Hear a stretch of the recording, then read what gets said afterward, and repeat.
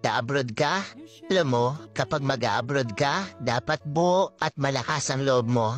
Dahil kung hindi rin dang buo at malakas ang loob mo, huwag mo nang ipagpatuloy pa. Kapag nang ibang bansa ka, dapat kaya mong lahat dahil marami kang kalaban doon sa pupuntahan mo. Nariyan ang lungkot dahil mapapalayo ka sa pamilya mo. Isa yan sa pinakamalakas na kalaban na pwedeng umatake sa'yo. Nariyan din ang takot.